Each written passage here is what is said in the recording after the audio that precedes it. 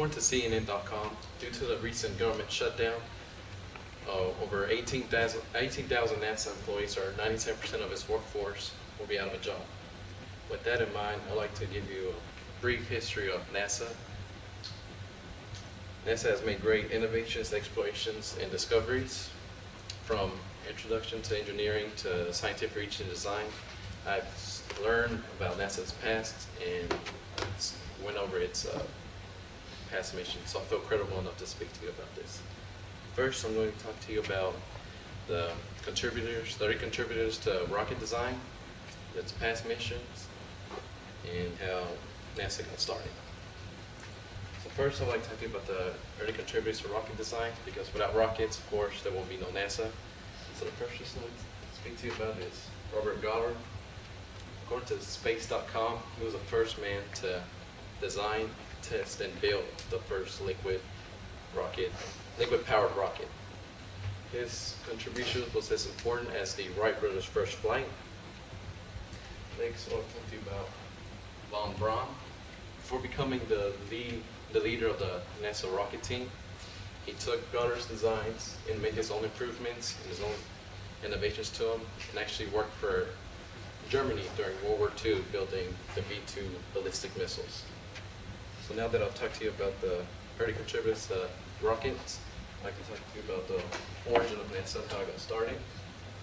So before NASA, there was the NACA, or the National Advisory Committee for Aeronautics.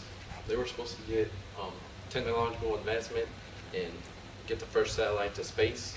But when the Soviet Union launched the Sputnik on October 4, 1957,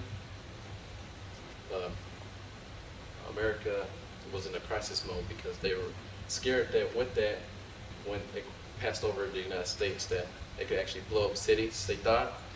So with the threat to national security and falling behind the Soviet Union and the technology, President Eisenhower signed the National Aeronautics and Space Act, forming NASA. Now that I've talked to you about NASA and how it got started, I'd like to talk to you about some of its past missions. First, I'd like to talk to you about the Explorer 1, which was the first satellite that America launched after the Sputnik. This was important because it was the first time America actually launched a satellite in space and was able to catch up with the Soviet Union in the space race. Next, I'll talk to you about the Apollo 11 mission, which is the ultimate goal for the space race, was to get the man on the moon. And this was with Neil Armstrong and Buzz Aldrin. For more than 600 million people watching worldwide, they were able to accomplish this feat. He could become the first person to walk on the moon and win the space race. So in conclusion, we talked about the contributors to early rocket science, the origin of NASA, and some of the space missions. I hope you learned a little bit of understanding of how NASA came to be. NASA has made great innovations, explorations in science, and according to, like Neil Armstrong said when he landed on the moon, it was a great one small step for man and a giant leap for mankind. Thank you.